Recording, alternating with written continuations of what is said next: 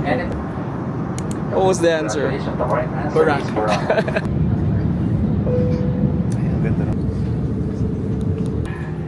Hello everyone, Super Pacific. Welcome to Incheon, South Korea.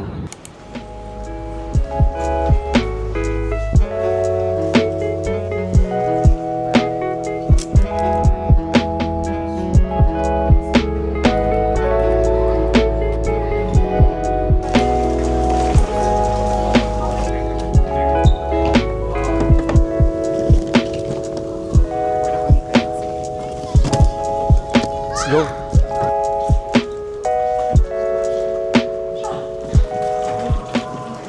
Sabi ni Manong driver, di na daw kailangan tumawid. Binigyan niya naman kami ng information na plate number. So 1118 daw siya. He's gonna be here in the next couple of minutes. We just have to wait for him.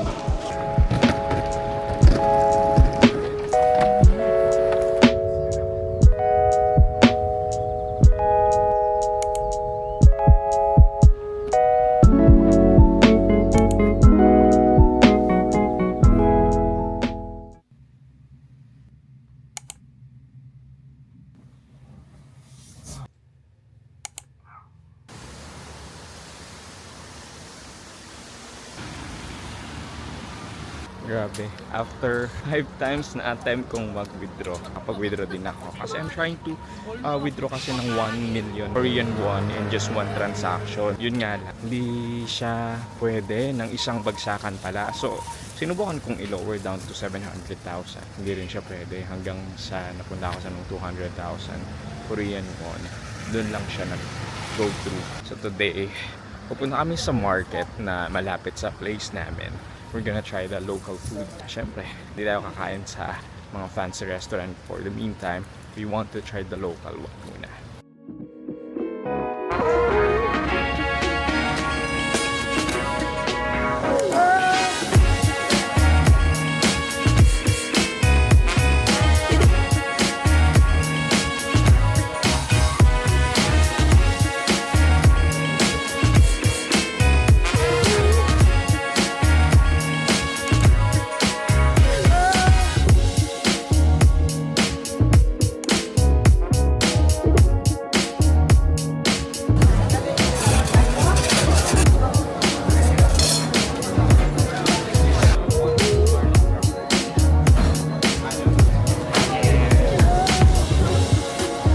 So guys, ito yung crumble garlic bread, yung parang original lang nila.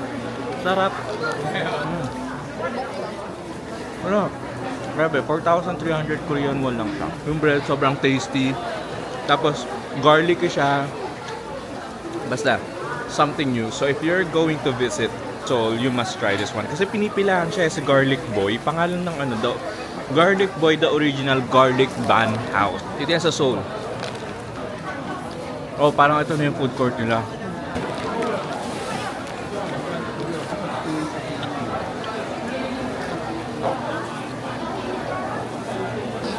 Sabi, ang dami kainan dito. Ano ba sasabi mo sa garlic boy? Oh yeah, it's yummy. Ano masarap, yung garlic boy mo o yung si kuya? Mas masarap si Kuya. Si Mr. Right, ikaw nga ba love of my life?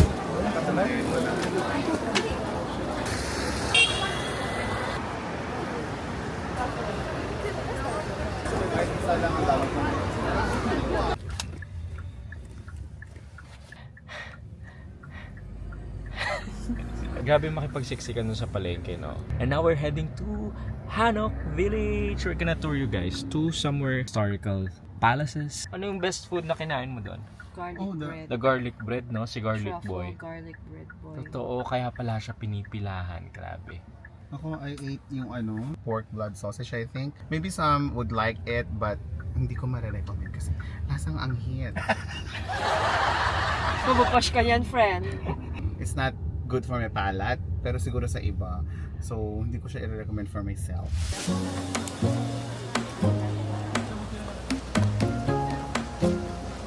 So bago kami pumasok sa Hanok Village, mag-rent muna sila ng kimono. I don't know kung kimono bang tawag doon kasi sa Japan, kimono ang tawag nila doon. Ito, this is the shop na pinuntahan namin. So ang pangalan ay Luxury. Ito, guys. Grabe, it's so nice to be back again here in Seoul, Korea. This is my second time. Kasi last year pumunta ako dito pero I wasn't able to film my trip. And it was so nice kasi to be back here. Maganda pala talaga siyang balikan eh, no? Grabe, ang simoy ng hangin. Ang lamig, ang lamig. Sakto lang tong jacket ko. Ayun, no? Meron pa tayong puffer dyan. We're just doing some photo shoots and I'm the photographer. O diba? Nag-vlog na, nagpo-photographer pa. Dami magandang spots dito when you enter Hanok Village kasi sobrang haba nito. Madami kayong pwedeng hanapan ng spots para mag-picture kayo. Lahat Instagrammable. Dito mo makikita yung parang pinaka-culture ng mga Koreans. Buti na lang, may magnet tong camera ko so pwede mo siyang idikit kahit saan. And then, you can make your vlog na. Ganun lang siya ka-easy. Muntik pa akong maging kwento.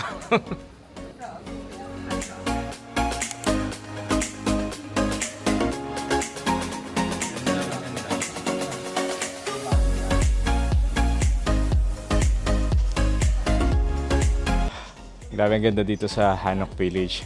Imagine, sobrang linis, sobrang tahimik, sobrang peaceful. Para siyang Kyoto ng Japan.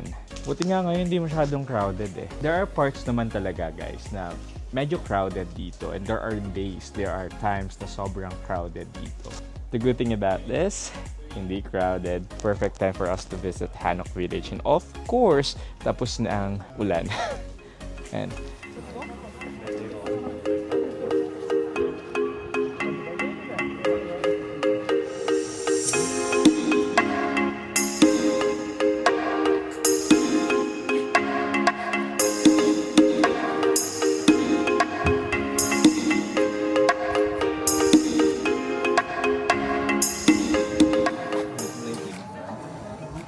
syempre hindi natin papalagpasin yung ice cream nila at yung matcha version ng Korean.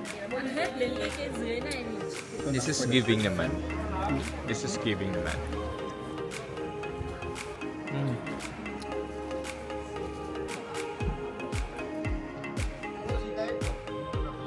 Hi guys, so after namin mag-Hanok Village, we're going to eat a proper lunch na. We're actually trying to book an Uber from Hanok Village, but it's just that ang hirap palang makakuha ng Uber dito. Ngayon, pupunta tayo ng Insadong ata yun, wherein doon yung maraming kainan. Since wala kami makuhang Uber, we're just gonna walk. We asked the tourist guide kanina. Sabi, we just have to walk like 15 minutes away from the Hanok Village. Tsaka according to him, since village yun, walang masyadong restaurant nearby. Kung meron man, it's quite expensive and hindi naman dapat yun yung goal natin. Ang goal natin is magtipid tayo sa Korea. Sabi, nanginginig na ako sa lamig. Lamig-lamig.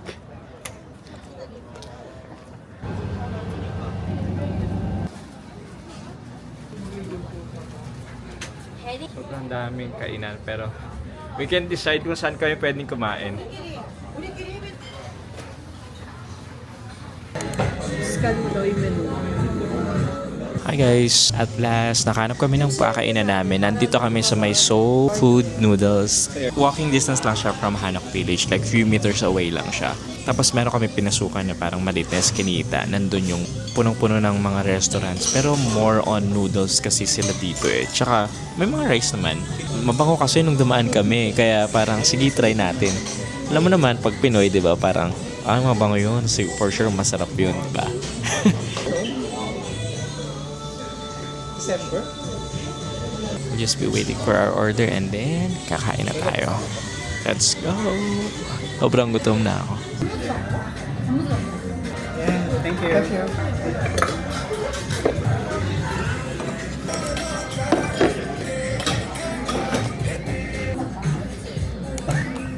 Nakala ko na.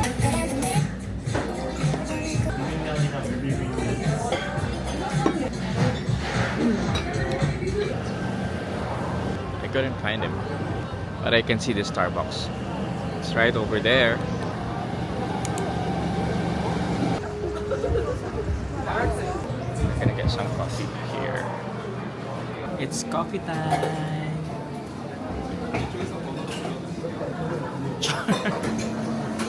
Too hot caramel macchiato. Grande. I'll just event. This is free. Okay, so I got this one, guys. It's free, so you spend ka like 25,000 Korean won. You'll get this one. Playmobil Starbucks. Thank you. Ay, pasalubong na. Oh my gosh, it's starting to rain. Paano tayo makakapag-film nito? Tara, kakaliwa tayo. Sino ba naman kasi ang mag-a-ice drink sa panahon na ganito? Cheers! Hi, are you asking Kamusta na? Yes, kamusta naman ang Korea so far? I'm so happy. Parang napilitan ka pa.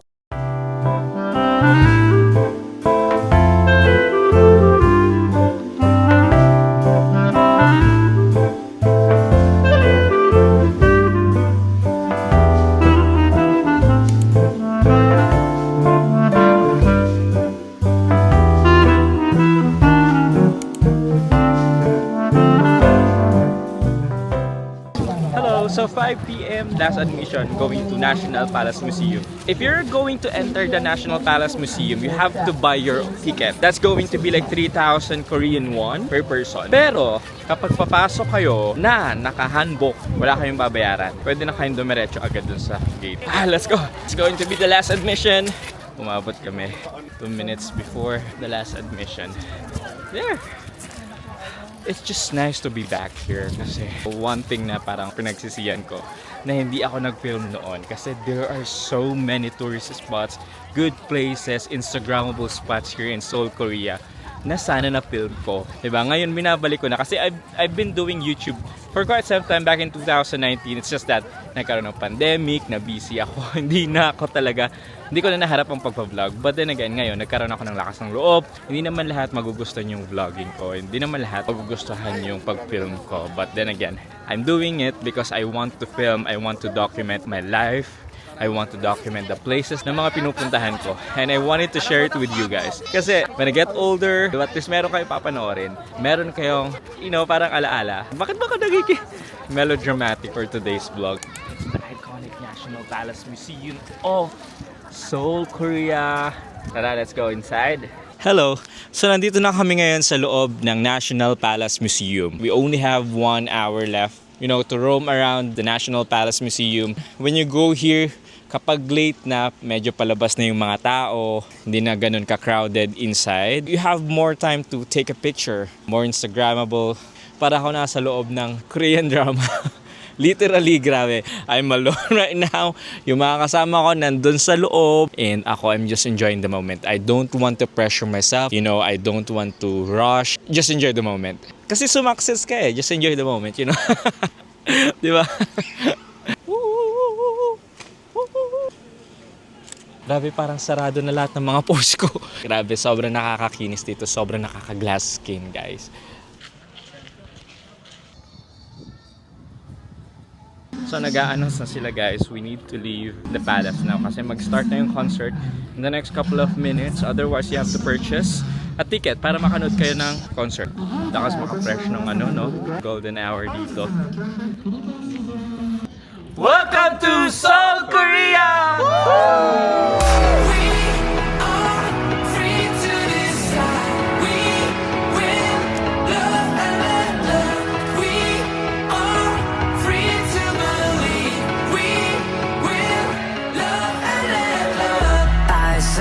Standing in the street alone. Her head was down, face locked onto the phone. And I wished I had a number so I could be color unknown. And then I tell her to look into my eyes and never let it go.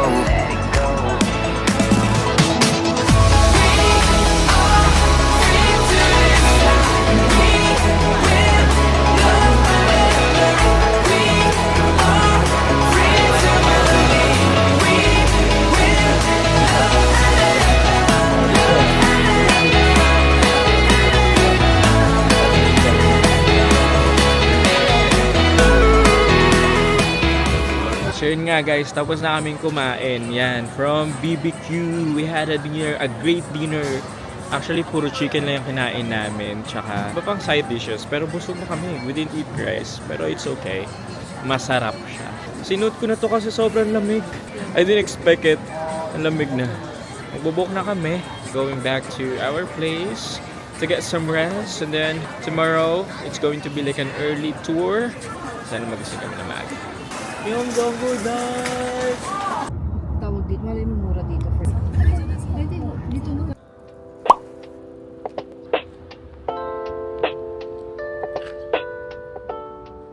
So that's my outfit for today. It's Nami Island tour, guys. I hope you're gonna like it. For sure, mag-enjoy naman kayo dito kasi I will bring you guys to the Nami Island. Yan.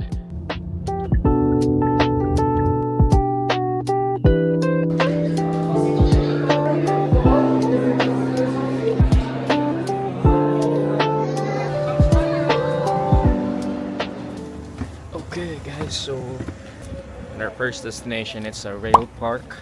So it's going to be like bicycle thing for going to Nami Island. Oh, there are so many people lining up.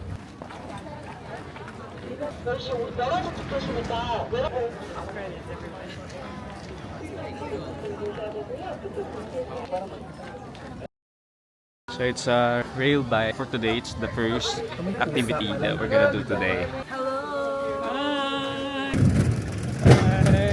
Moving!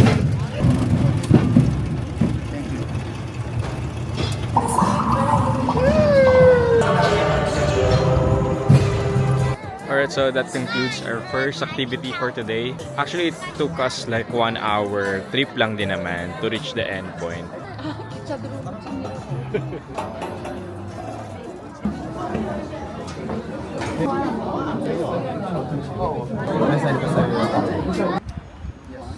Okay, so kakababa lang namin sa bus from Rail Park going to Nami Island. It will take you like 30 minutes. Pag normal lang ang biyahe, but today it's Sunday. It will take us more another 20 minutes before we get to the destination. So it would be better if we're just gonna walk going to restaurant. See that flag? That's Alvin, our tour guide. You just have to follow him, otherwise you're gonna get lost. Are you hungry? Yeah. So hungry. I'm starving to death. Ano pa in-order natin? Nasaan yung ano? Kaya na yung cheese? No.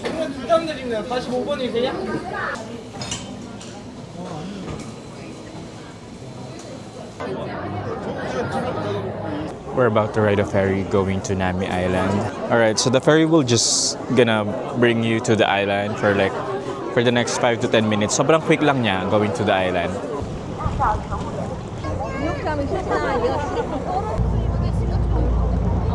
The ferry is now leaving and will go straight to Nami Island. That's what we are waiting for, right? Is this your first time going to Nami Island? Second time. Oh, second time. That's cool. Grabe guys, tingnan nyo yung mga architectural design nila. Oh, it's kind of windy. Welcome to Nami Island!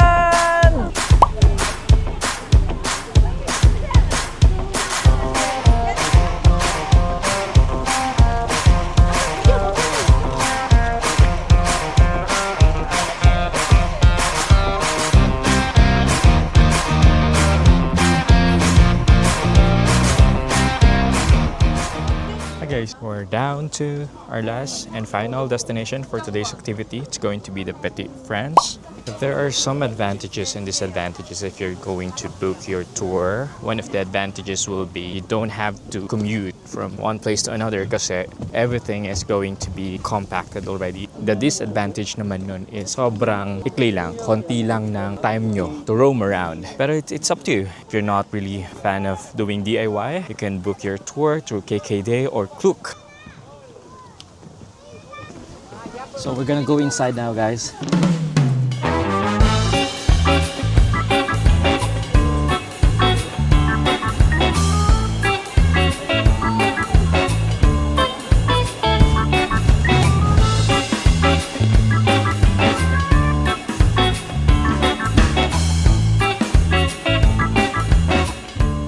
Alright guys, so that concludes our activities for today. Grabe, dami namin napuntahan today. From Rail Park, Nami Island, Petit Village, or yung sa French Village.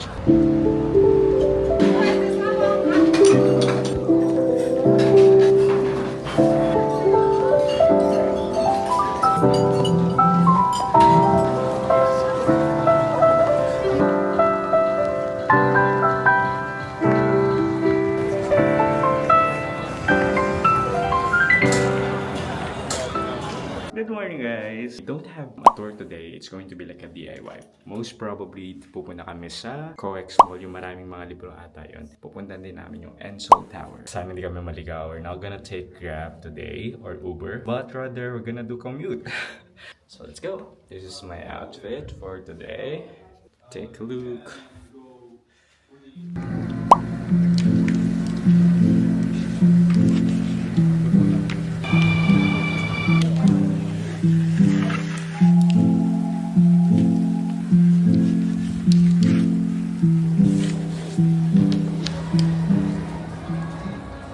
Okay. So after namin maligaw, nakarating din kami dito sa may COEX Mall. Alam niyo ba kung saan to? Ito yung sikat na nasa TikTok, nasa mga social media na sobrang daming libro.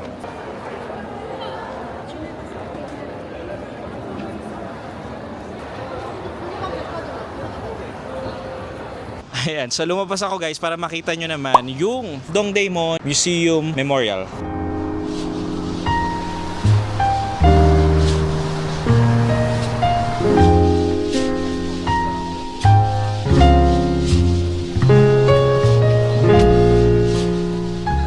Hi guys, I'm back from Dongdaemun Cultural Park. We took the bus 301 going to Dongguk University. After going to the Dongguk University, you just have to take bus 01A or 01B. Diretso na yan dito papunta sa Namsan Seoul Tower or sa Ensol Tower. I would suggest if you're going to Ensol Tower, wear like a heat tech inside and then mag-jacket kayo na makapal kasi iba yung lamig dito sa taas. Grabe, lalamigin talaga kayo dito.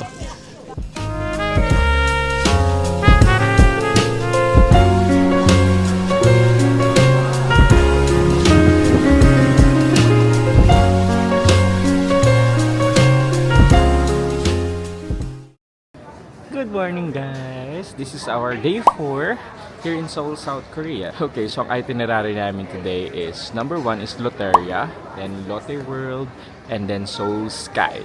Yun ang itinerary namin for today and nabook namin yan through KKday guys.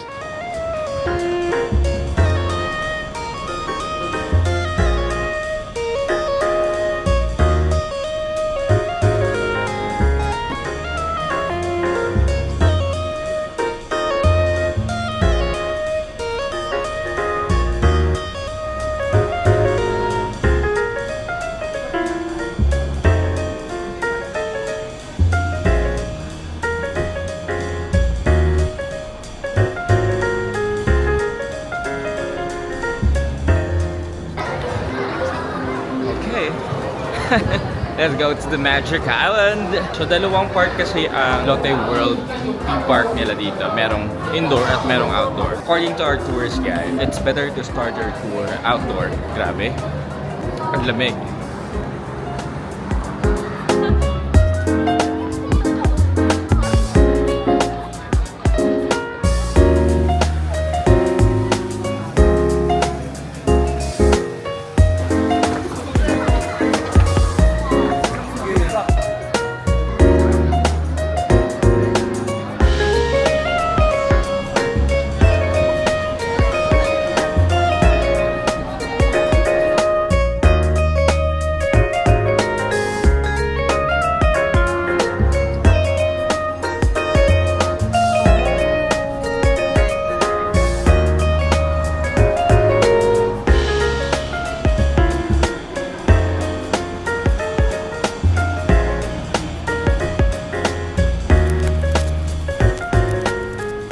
Grabe, nakakalula guys. Nakadikit na kami sa ceiling, sa pinakataas, sa may bubong ng theme park nila.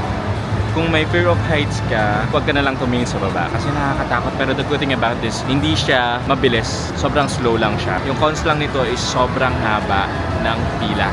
But if you want to avail that super pass para hindi ka na pumila, you can do it naman. You just have to go to the first floor and look for the customer relations and sabihin mo lang na mag-avail ka ng super pass. That's it.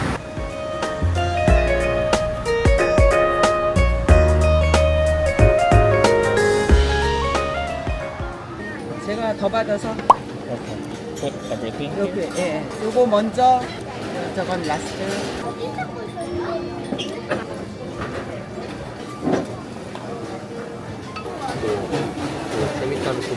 I'm getting low-bat, guys. This is the last stop that we have for today. Activity namin today, it's the Seoul Sky. Inabot din kami ng 6:43 p.m. We're hoping na, sabi namin, pupunta kami ng before 5 p.m. Pero dahil kumain kami, yan, inabot kami ng 6:43 p.m. Almost 7 p.m. na. Hoping na siya na maaga ay bukas yung mga lights.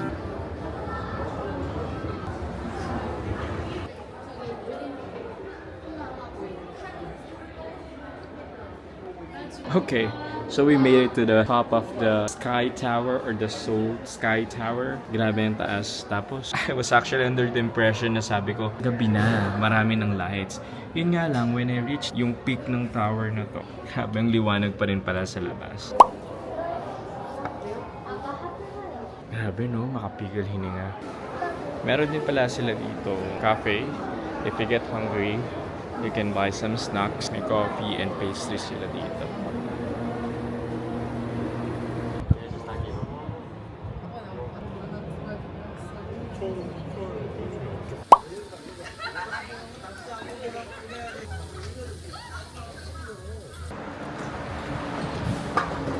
Hi guys! We're back. Nandito na kami ngayon sa Incheon International Airport after a long day. Grabe, na-enjoy namin yung South Korea and first time ko siyang na-vlog. And yes, I'm so happy.